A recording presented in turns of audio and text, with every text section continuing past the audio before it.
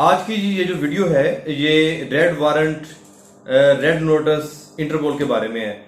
इस चीज के बारे में बहुत सारी अहबाब को कंफ्यूजन है कि ये इंटरपोल क्या है, ये किस तरह काम करती है, ये किन लोगों को पकड़ती है, ये किन की जो रूल्स हैं उनको फॉलो करती है, किसकी ये डिक्लेरेशन लेती है, इसका तरीकेकार क्या है। तो आज की ये जो वीडियो है मुख्तसर सी वीडियो, इसके बाद मेरा ख्याल है कि आप लोग इस काबिल हो जाएंगे कि इसका जो बेसिक स्ट्रक्चर है वो आप समझ सकें। 1914 में बहुत से ममालिक एक जगह पे बैठे, उन्होंने डिसाइड किया कि कोई ना कोई ऐसी सिचुएशन होनी चाहिए कि जब किसी भी मुल्क का जो क्रिमिनल है वो उठ के क्राइम करके दूसरे मुल्क में चला जाता है, तो एक ऐसा मैकेनिज्म जो है वो डेवलप्ड होना चाहिए कि जिसकी वजह से हम अपने मुल्क से भागे हुए मुजरिम को गिरफ्तार कर सके। बात चलती रही, किसी चीज पे कंसेंसस डेवलप ना हो सका।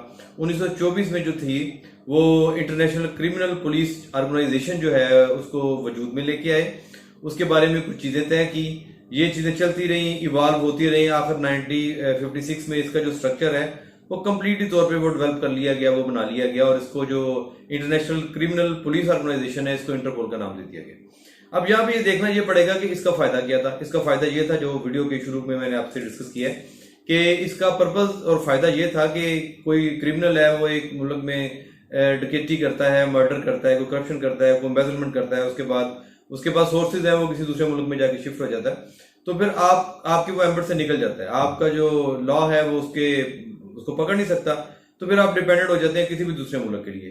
तो इसके लिए फिर आप इंटरपोल के साथ रब्ता करते हैं। अब इंटरपोल जो है वो अलग फोर्स नहीं है, अलग उसकी कोई फौज नहीं है, कोई यूनिफॉर्म नहीं है, एक ऑर्गेनाइजेशन है, एक जो पैक्ट है, एक कॉन्ट्रैक्ट के तहत वजूद में आई है। इसका जो हेड ऑफिस है वो फ्रांस में है, और जो फ्रांस में जो हेड ऑफिस है वहां पर भी क्लरिकल काम के लिए कुछ लोग बैठे हुए हैं जो चीजों को सेट करते हैं, अदरवाइज इसकी कोई अलग से फोर्स नहीं है।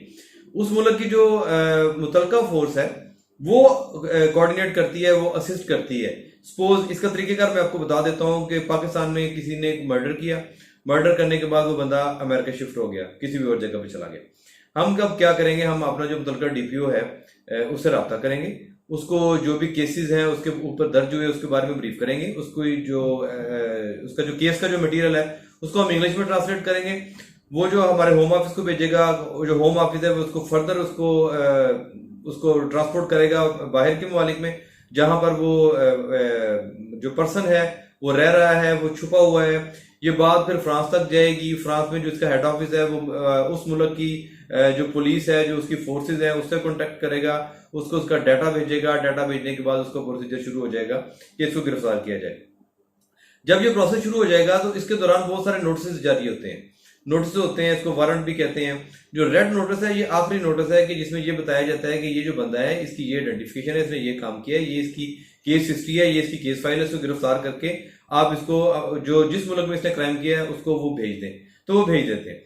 अब ये जो रेड नोटिस है इसको रेड वारंट भी कहते हैं। ये एक नहीं होता, ये काफी सारे इकसाम के होते हैं। कुछ नोटिस ऐसे होते हैं जिसमें कहा जाता है इसके बंदे को सिर्फ ऑब्जर्व करो, कुछ ये होता है कि उसको ये कहा जाता है कि इससे एप्रीहेंशन है, ये कोई ना कोई जुर्म कर सकता है तो इसकी मॉनिटरिंग करो, या इसको पकड़ के पूछो, इसके डॉक्यूमेंट की पड़ताल करो। जो मुख्तलिफ किस्म के नोटिस होते हैं, लेकिन जो रेड नोटिस है जिसको रेड वारंट भी कहते हैं उसका मकसद सिर्फ यही होता है कि इसके इशू होने के बाद जो फ्रांस वाले इशू करते हैं, जो फ्रांस में इसका हेड ऑफिस है इंटरपोल का, वो इशू करता है। और ये किसकी रिक्वेस्ट पे करता है कि जिस मुल्क में किसी भी क्रिमिनल ने क्राइम किया हो उसकी रिक्वेस्ट पे करता है। और ये भेजता कहाँ पे है कि जिस जगह पे वो जो मुजरिम है वो रिजाइड कर रहा है तो वो वहां से पकड़ के इसको भेजे। ये इसमें 192 जो कंट्रीज है वो इंटरपोल के मेंबर हैं, जिन्होंने ये डिसाइड किया हुआ कि हम एक दूसरे के जो मुजरमान है वो हम ट्रांसपोर्ट कर देंगे उसके मालिक में आफ्टर कंप्लीशन द प्रोसेस जो है। तो ये यूएनओ के बाद दूसरी बड़ी ऑर्गेनाइजेशन है जिसका जो पार्ट है वो 192 जो ममालिक है। ये इस तरह का इसका प्रोसीजर है। अब इसका एक और डिपार्टमेंट भी होता है जो हर मुल्क में काम करता है, वो इंटरपोल के नीचे होता है और उस मुल्क के अंडर होता है, जिसका काम सिर्फ ये चीजें होती हैं कि जो डाटा मॉनिटर करे और मॉनिटर करके बाद कॉरेस्पॉन्डेंस जो है उस मुल्क के साथ करे। हमारे मुल्क में ये जो डिपार्टमेंट है ये एफआईए के अंडर है, और जो डीजी एफआईए है ये सारी चीजों को मॉनिटर करते हैं।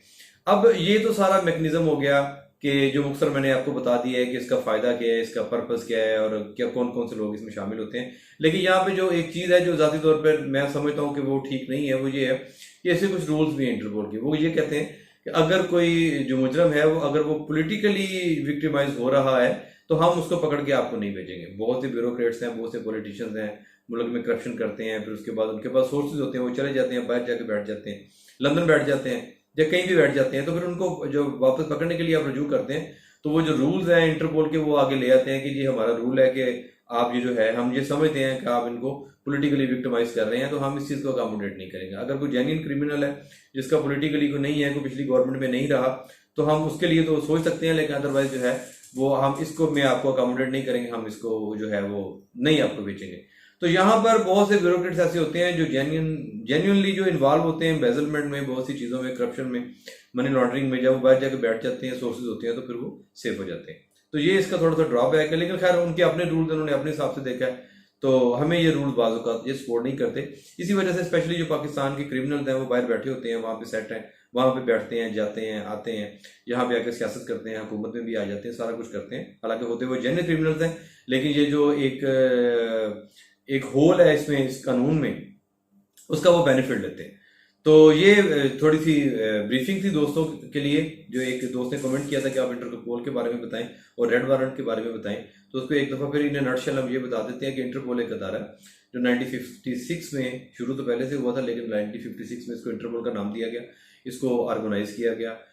192 जो कंट्रीज हैं वो उसके मेंबर हैं, वो एक दूसरे के जो मुजरम हैं वो एक दूसरे को भेज देते हैं, जो भी रिक्वायर करता है, जब भी वो अपना जो प्रोसेस है उसकी कंप्लीशन करने के बाद।